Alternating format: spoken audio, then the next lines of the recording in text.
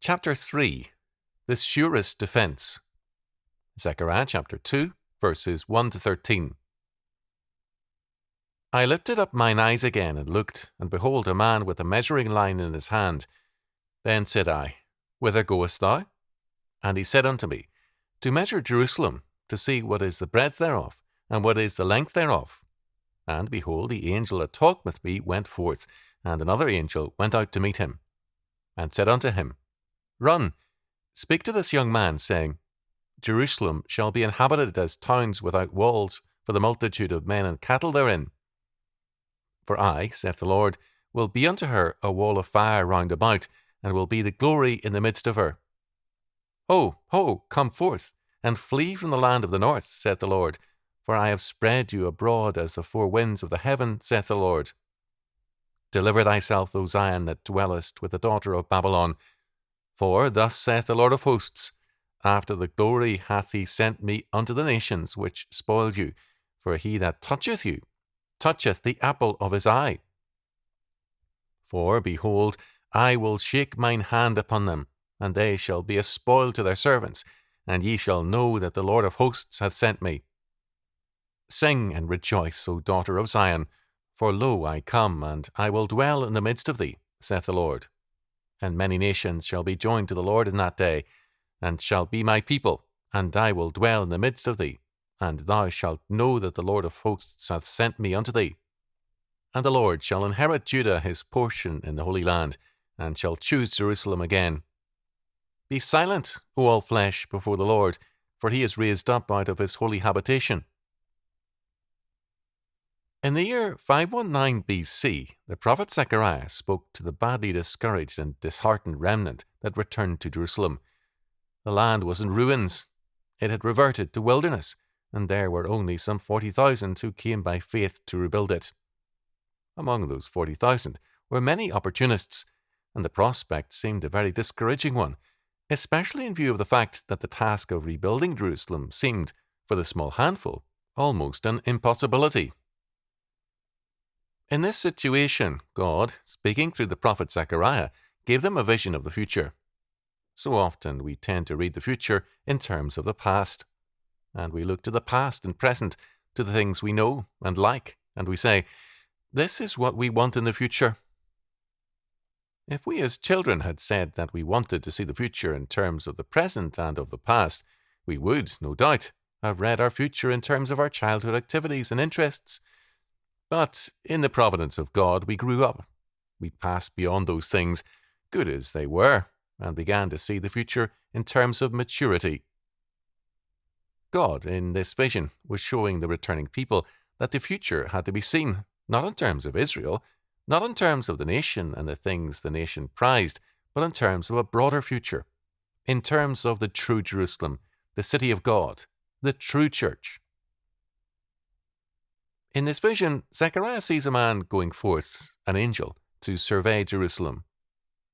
Now, since Jerusalem was nothing but ruins, and as yet non-existent, an actual survey of Jerusalem would have been only of the handful of people that were encamped on its edges. But in the vision, Zechariah is given a picture of the true Jerusalem, a Jerusalem whose builder and maker is God, Hebrews chapter 11, verse 10, and of the earth filled with the knowledge of the Lord as the waters cover the sea, Isaiah chapter 11, verse 9. He was told that this survey declares that Jerusalem shall be inhabited as towns without walls for the multitude of men and cattle therein, Zechariah chapter 2, verse 4. And then he is given a picture of Jerusalem spreading out to all four corners of the earth, so that all men, peoples, tribes, tongues, and nations are included, and this takes place in that day when God comes to dwell amongst his people. At that time, the beginning of this great flourishing of Jerusalem comes, for it was then, with the coming of Jesus Christ, that the true Jerusalem was opened up and broadcast into the far corners of the earth. This true Jerusalem, Zechariah tells them, shall grow in a kind of urban sprawl, even as the city spreads out and overtakes the suburbs and other cities, and grows beyond them. So the true Jerusalem will not be fenced, will not be walled. It cannot be walled because it spreads out into all the world so that it can have no defense. How can you build a fence around the entire world? This shall be the extent of the true church. Moreover, it shall be without walls because it needs no defense, because God is the defender thereof. For I, saith the Lord, will be unto her a wall of fire round about, and will be the glory in the midst of her. Zechariah chapter 2, verse 5. Though it seems to be outwardly defenseless and undefended, God says, I will be unto my church, my true people, those who are members of me, a wall of fire round about them. This does not mean that the people of God are to take no precautions. Very soon thereafter, in the next generation, as they began to rebuild the walls, Nehemiah commanded them to build with their armour in one hand and a trowel in the other, ready to put down the one in order to defend themselves against the enemy. Humanly speaking, the pitiful remnants who were trying to rebuild the walls could have easily been overwhelmed by the enemy without. Yet, by the grace of God, because they did what was necessary to defend themselves, God was their wall of fire, and they were not put to the test, to the necessity of battle. And God said, I will be unto her a wall of fire round about, and will be the glory in the midst of her. Zechariah chapter 2, verse 5. Moreover, this vision looks to the ultimate day when Jerusalem, the true people, the true city of God, shall be without walls, because God's order prevails, and the true Jerusalem prevails. And many nations shall be joined to the Lord in that day, and shall be my people, and I will dwell in the midst of thee, and thou shalt know that the Lord of hosts hath sent me unto thee. Zechariah chapter 2, verse 11. Thus, Zechariah said to these people, and he says to us, because this vision is closer to its fulfillment in our time and to us than it was to that handful then, that we shall see God's order. The true church of God shall be a city without walls, because it shall cover the face of the earth, and God's order shall prevail everywhere. But this chapter says even more. In verse 8, we have a magnificent statement. For thus saith the Lord of hosts, after the glory hath he sent me unto the nations which spoiled you. Zechariah chapter 2, verse 8. The glory of God is at stake, and God says, I have sent my judgment, my vengeance, out to those who have sought to spoil you, or who have moved against you, and who have hurt you. In verse 9, Behold, I will shake mine hand, or mine fist, upon them, and they shall be a spoil to their servants, and ye shall know that the Lord of hosts hath sent me. Zechariah chapter 2, verse 9. God shall use the very servants of those who oppress Christ and his people, who oppress the true church of God in every generation, to destroy them, and to reestablish his glory in and through his people.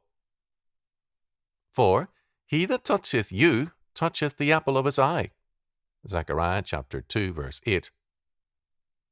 This is a verse to remember, a verse to treasure. He that toucheth you toucheth the apple of his eye. Zechariah chapter 2, verse 8. The eyeball is perhaps the most sensitive thing in a man's body. The slightest touch, a hair in it or on it, and the irritation is great. If someone sticks their finger into your eyeball, your reaction is instantly one of hurt and of anger. God says to us, to his people, He that toucheth you toucheth the apple of his eye. Zechariah chapter 2, verse 8. Hence the summons to faith and obedience. For when we stand in obedience to God, when we move by faith, when we fulfill that which is our duty and our daily walk, then our prayers are heard by God and honoured. God makes it clear to us in his word over and over again that men have a responsibility to be faithful to their duty and their calling, and to be godly workmen, godly fathers, godly husbands, and that wives have a duty to be obedient to their husbands in the Lord, that, the Scripture declares, ye may be heirs together of the grace of life. 1 Peter chapter 3, verse 7. We are summoned to obedience, that your prayers be not hindered. 1 Peter chapter 3, verse 7. The Scripture makes abundantly clear from beginning to end that faith and obedience, to trust and obey, carries with it great blessings. God is very jealous of us. He that toucheth you toucheth the apple of his eye. Zechariah chapter 2, verse 8. We see how very dearly the welfare of his people concerns the Lord, because whatever touches the eyeball is felt to be very painful. Hence, God chooses this figure. The rash handling of his people, any movement against us by the world when we obey the Lord, pains God. Therefore, he moves to protect his people as a man moves to protect the apple of his eye. And the Lord shall inherit Judah, his portion in the Holy Land, and shall choose Jerusalem again. Zechariah chapter 2, verse 12. In this manner, through those who are the true people of God, God reestablishes his inheritance.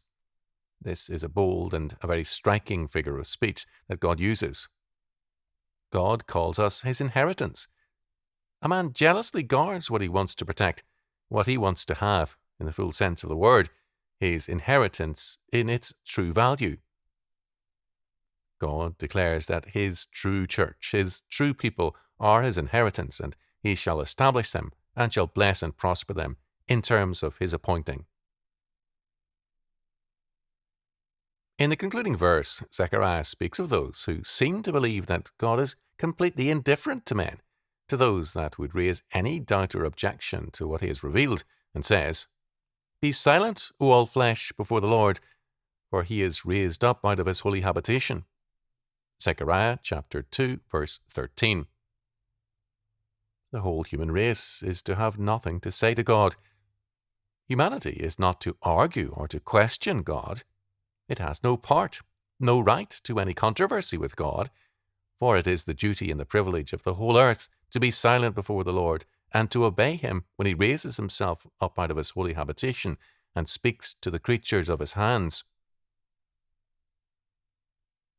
So, this chapter to the deserted people, as they felt they were, to the discouraged people as they faced the difficult task of rebuilding the temple and of rebuilding Jerusalem, declares unto them, God is our shield and our reward. He is a wall of fire around us, a sure defence, and he that toucheth you toucheth the apple of his eye. Therefore, the summons of the entire book of Zechariah is to do that which God has appointed us to do, to be obedient in our calling and in our station, that we may have this sure security, the security of God.